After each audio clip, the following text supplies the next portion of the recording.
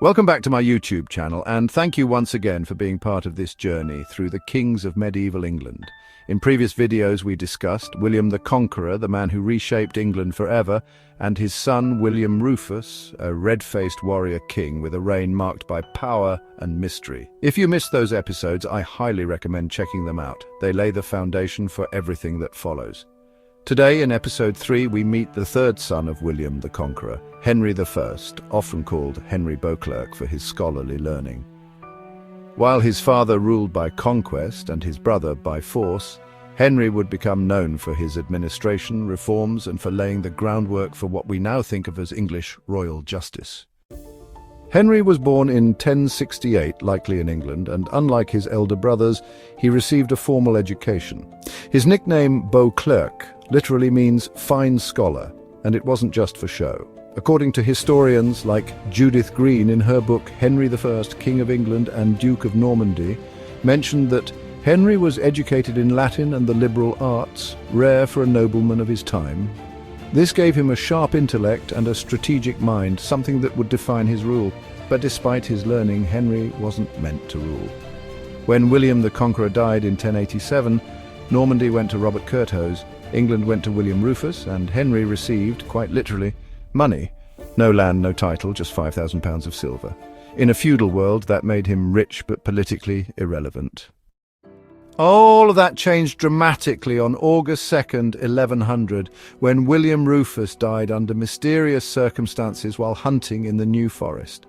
As we covered in episode 2, some suspect foul play, others believe it was a tragic accident.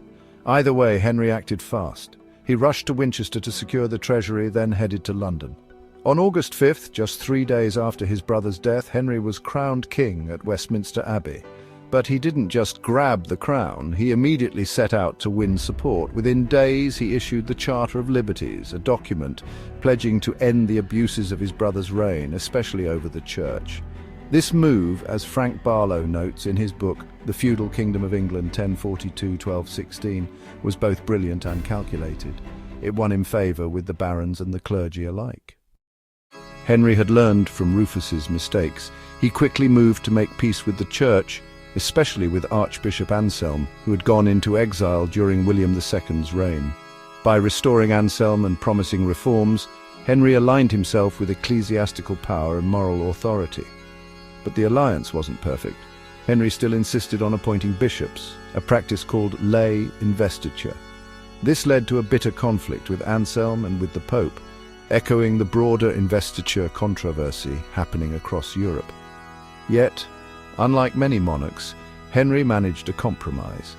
In 1107, he agreed that the church would elect bishops freely, but they would still pay homage to the king for their lands.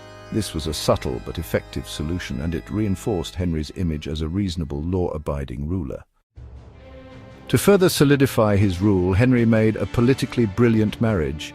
In 1100, he married Edith of Scotland, daughter of King Malcolm III and St. Margaret of Wessex.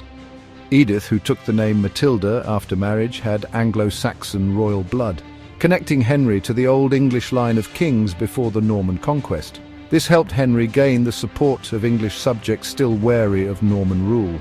Their union symbolized the blending of Norman and Anglo-Saxon England, and their son, William Adelin, was expected to secure the dynasty. But England was only half the story. Henry also had ambitions in Normandy. His elder brother, Robert Curthose, returning from the First Crusade in 1100, had reclaimed his duchy, but was seen as weak and unpopular. In 1106, Henry invaded Normandy and defeated Robert at the Battle of Tinchebray. Robert was captured and imprisoned for life, and Henry became Duke of Normandy, reuniting his father's former empire. As historian Warren Hollister notes in Henry I, this victory made Henry the most powerful ruler in Western Europe at the time. What truly distinguished Henry's reign was not just war, but governance. He expanded the royal court's power, improved financial oversight through the exchequer, and developed a system of itinerant justices, royal judges who travelled the kingdom to enforce the king's law. His reign saw the early development of common law, a legal tradition that would evolve into one of England's most lasting contributions to the world. Henry's reforms created a stronger, more centralised government, an enormous shift from the feudalism of his predecessors. Yet Henry's carefully built legacy faced catastrophe. In 1120, his only legitimate son, William Adelin, died when the White Ship sank in the English Channel. Chroniclers like Orderic Vitalis and William of Malmesbury describe it as a night of revelry gone wrong. The ship struck a rock, and nearly 300 nobles drowned. The loss devastated Henry and left his dynasty in peril.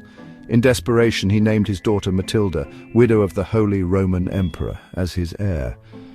But the idea of a female monarch in the 12th century was radical, and few barons supported it. Henry died in 1135, reportedly from eating a surfeit of lampreys, a kind of fish he loved despite his doctor's warnings. He was buried at Reading Abbey, a monastery he founded. His death triggered a crisis. Though he had forced his barons to swear loyalty to Matilda, many instead supported his nephew Stephen of Blois, leading to a brutal civil war known as the Anarchy. Despite this, Henry I left a monumental legacy.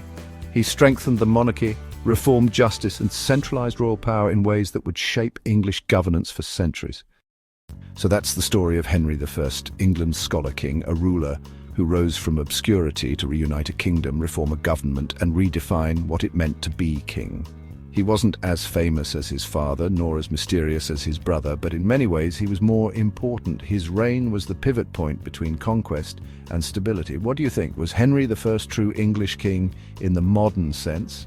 And what would have happened if the White Ship had never sunk?